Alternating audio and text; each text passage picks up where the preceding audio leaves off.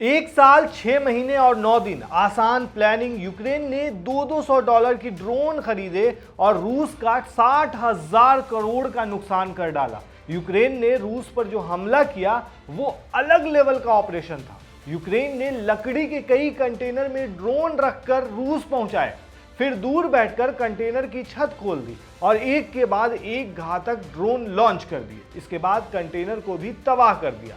मतलब जंग सिर्फ मैदान में नहीं लड़ी जाती, दिमाग से भी लड़ी जाती है। यूक्रेन और रशिया की लड़ाई दोस्तों हाथी और चींटी वाली ही तो है, लेकिन लगता है चींटी अब हाथी के सुर में घुस चुकी है। 1 जून 2025 को 100 से ज्यादा यूक्रेनी ड्रोन्स ने रूस के अंदर घुसकर वायुसेना के ठिकानों पर जिस तरह हमला किया वो अलग ही था। इस पूरी प्लानिंग में 1 साल से ज्यादा का वक्त लगा और इसे नाम दिया ऑपरेशन स्पाइडर वेब।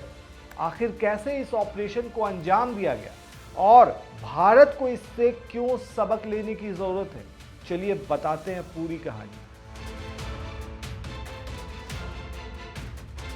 इस पिक्चर को देखिए। हुआ यूं कि 1 जून 2025 को 100 से ज्यादा यूक्रेनी ड्रोन्स को लकड़ी के केबिन में छिपाकर ट्रकों की मदद से रूस पहुंचाया गया। ये केबिन रिमोट से ऑपरेट होने वाली छतों के नीचे छिपाए गए थे। ये ट्रक हवाई अड्डों के पास ले जाए गए, जिसके ड्राइवरों को शायद ट्रक में रखे सामान की असलियत का कोई अंदाजा नहीं था। वहां पहुंचने के बाद ड्रोन लॉन्च कर दिए गए और इन्हें टारगेट की ओर भेजा गया। इस ऑपरेशन की खुद निगरानी कर रहे यूक्रेनी राष्ट्रपति यानी जेलेंस्की ने सोशल मीडिया पर बताया कि इस साहसिक हमले में 117 ड्रोन का इस्तेमाल हुआ, जिसकी तैयारी में 1 साल 6 महीने और 9 दिन लगे। दोस्तों, रूस में यूक्रेन के ड्रोन अटैक से पूरी दुनिया हिल गई। यूक्रेन ने रूस के हवाई ठिकानों को निशाना बनाया है और जमीन पर मौजूद 41 रूसी बम वर्षक विमानों को तबाह कर दिया। मतलब वो बेड़े जहां इनके सारे बम जो भी बनाए जाते थे वो वहां रहते थे, उसको तबाह कर दिया पूरी तरीके से। समझ रहे हैं, 60,000 करोड़ का एस्टिमेट जो बताया गया है वो 60,000 करोड़ है अगर आप इंडियन रुपीस में देखेंगे तो। वहीं इस पूरे मामले को लेकर के वॉर जोन में मौजूद एक यूक्रेनी सैनिक ने बताया कि कैसे $200 की ड्रोन से तबाह कर दी पूरी की पूरी रशियन आर्मी। उन्होंने ये बताया कि महज $200 में ड्रोन खरीदे पहले उन्होंने इंटरनेशनल मार्केट पे, उसे अपने हिसाब से डेवलप किया और फिर रूस पर हमले किए। 41 रूसी विमानों को उड़ाने में यूक्रेन ने कामयाबी हासिल की। दरअसल दोस्तों, यूक्रेन ने रूस के 5 रीजन मुर्मांस्क, इर्कुत्स्क, इवानोवो, रिजायान और अमुर में ड्रोन अटैक कर मिलिट्री एयरबेस को निशाना बनाया। मेनली 117 ड्रोन के जरिए यूक्रेन ने 41 से ज्यादा मिलिट्री एयरक्राफ्ट को तबाह कर दिया, जिसमें 13 तबाह हुए पूरी तरीके से। यूक्रेनी सिक्योरिटी सर्विस यानी SBU का दावा है कि इससे रूस को करीब 60,000 करोड़ रुपए का नुकसान हुआ है। दोस्तों, रूस यूक्रेन के बीच जारी जंग को 3 से ज्यादा साल का वक्त हो गया है। रूस ने भले यूक्रेन के कई पूर्वी इलाकों पर कब्जा कर रखा है, लेकिन अब तक निर्णायक जीत हासिल नहीं कर सका है। सोच कर देखिए, यूक्रेन ने इंटरनेशनल मार्केट से सिर्फ $200 या करीब 20,000 रुपए के ड्रोन खरीदे और फिर उसको ज़रूरत के हिसाब से डेवलप कर लिया और फिर इसका इस्तेमाल उन्होंने इसे सैटेलाइट के जरिए ऑपरेट होने वाला ड्रोन बनाया, जिसे जैसे जब चाहे वो इस्तेमाल कर सके और इसके जरिए हमला कर सके। रूसी एयरबेस पर हमले के लिए यूक्रेनी ड्रोन्स को ट्रक में रखा गया था। ट्रक की छत खुलते ही ये एक एक करके अपने अपने टारगेट को हिट करते चले गए। देखा जाए दोस्तों तो रूस लगातार यूक्रेन में घुसकर हमला कर रहा है। ये हमले यूक्रेन के नॉर्थ ईस्ट यानी ज्यादातर सूमी इलाके में हो रहे हैं। रूस का मकसद इन इलाकों पर कब्जा करना है, ऐसा माना जा रहा है। यूक्रेनी सेना का कहना है कि हमारे पास छोटी बैटरी वाले ड्रोन अटैक की कैपेसिटी है, हमें ड्रोन रिपेयर करना आता है, हम अपनी ज़रूरतों के हिसाब से ड्रोन डेवलप करना भी जानते हैं। मतलब ऐसे समझिए कि एक तरह से ड्रोन को यूक्रेन ने अपना हथियार बना लिया है और वो रूस के खिलाफ इस्तेमाल कर रहे हैं। आप इसी से समझ सकते हैं कि ड्रोन डेवलप करने और उड़ाने की तकनीक पर यूक्रेनी लड़के ओलेक्जेंडर ने बताया कि रूस और यूक्रेन के बीच युद्ध शुरू नहीं हुआ था तब वो ड्रोन के बारे में पढ़ाई कर रहे थे। उसके बाद उन्होंने ड्रोन ट्यूटोरियल डिफेंस फोर्स की एक ब्रिगेड को भेजा, जो उसके बाद ड्रोन की कैपेसिटी के बारे में उन्हें पता चला और उसके बाद वो उस पर पढ़ाई करते गए। उसके बाद फिर एक तरह से बनाने लगे और इसके बाद ड्रोन डेवलपमेंट में एक तरह से आगे निकल चुका है जो यूक्रेन है। उन्होंने ये भी बताया कि हमारे डेवलप किए गए ड्रोन और रोबोटिक सैटेलाइट से ऑपरेट किए जा सकते हैं।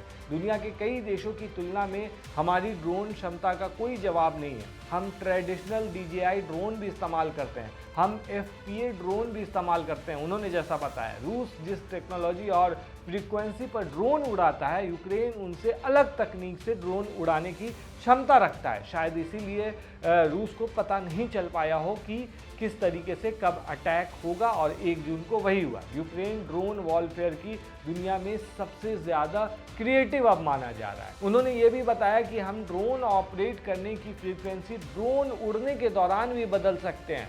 ये सोच कर देखिए, जो लड़के पढ़ाई कर रहे थे जब युद्ध स्टार्ट हुआ था यूक्रेन और रशिया के बीच में, उसके बाद ये सारी बातें उन्होंने बताई। जो दैनिक भास्कर में जो रिपोर्ट है उसके मुताबिक उन्होंने बताया कि हमारे पास ज़्यादा बेहतर वीडियो सिग्नल आते हैं जिससे हम पता लगा पाते हैं कि ड्रोन कब कहाँ उड़ रहा है।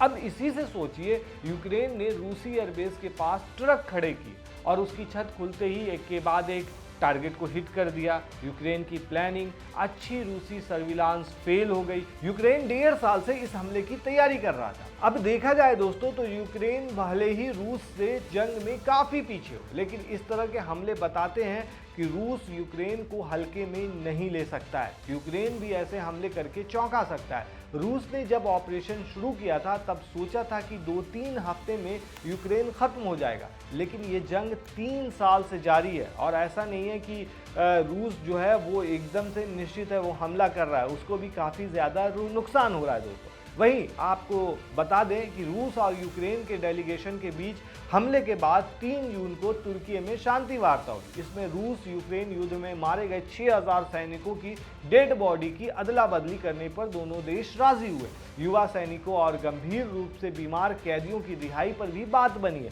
लेकिन पॉइंट यह है कि सीज फायर पर कोई समझौता नहीं हो सका है। दोस्तों, यूक्रेन का कहना है कि हम युद्ध खुद को डिफेंस करने के लिए लड़ रहे हैं। रूसी सेना यूक्रेनी नागरिकों पर सीधे हमले करती है। हमारे और रूस के बीच यही फर्क है। अब दोस्तों, पॉइंट ये है कि 1 तारीख को जब यूक्रेन ने ऐसा हमला किया तो क्या अब रूस जो है वो न्यूक्लियर अटैक कर सकता है? दोस्तों, रूस ने 4 साल के संघर्ष के दौरान एक बार परमाणु हथियार का इस्तेमाल करने की धमकी दी थी यूक्रेन को। अब पॉइंट ये है कि 1 जून का जो हमला है वो बड़ी बात है, क्योंकि ये रूस के बम बेड़े पर हुआ है। इसका मतलब है कि युद्ध की स्थिति में रूस के पास अब परमाणु हथियार लॉन्च करने के लिए पहले से कम विमान है। रूसी अधिकारियों ने 1 जून को यूक्रेनी हमले के लिए जवाबी कार्रवाई की धमकी दी है। हमलों के तुरंत बाद 1 जून को रूस ने यूक्रेन पर 400 से ज़्यादा ड्रोन दाग दिए। रूस वही कर सकता था जो पहले किया उसने। अब पॉइंट ये है दोस्तों कि अब वो परमाणु हमला कर सकता है या नहीं कर सकता है, इस पर अभी कोई भी चर्चा नहीं है और कुछ कहा नहीं जा सकता है। अब पॉइंट ये है दोस्तों कि क्या अब ड्रोन वॉर का टाइम आ चुका है? दोस्तों, याद कीजिए, साल 2022 से पहले ही आर्मेनिया अजरबैजान संघर्ष में इसके संकेत मिल गए थे। सऊदी अरब की तेल रिफाइनरियों पर हूती हमले ने साफ किया था कि ड्रोन सभी हमलों में मददगार थे। रूस यूक्रेन युद्ध ने ड्रोन युद्ध के एक नए युग की शुरुआत अब कर दी है, जहां ड्रोन्स ने मैन्ड फाइटर एयरक्राफ्ट से लेकर छोटे हथियारों तक हर प्लेटफॉर्म की जगह ले ली है। रूस और यूक्रेन दोनों के पास ही ड्रोन का बड़ा और अभेद जखीरा है। इसके लिए हजारों फर्स्ट पर्सन व्यू, जो अभी बताया था, FPA ड्रोन और दूसरा वायर गाइडेड यानी FPA ड्रोन का इस्तेमाल हो रहा है, जिन्हें जैम भी नहीं किया जा सकता है दोस्तों।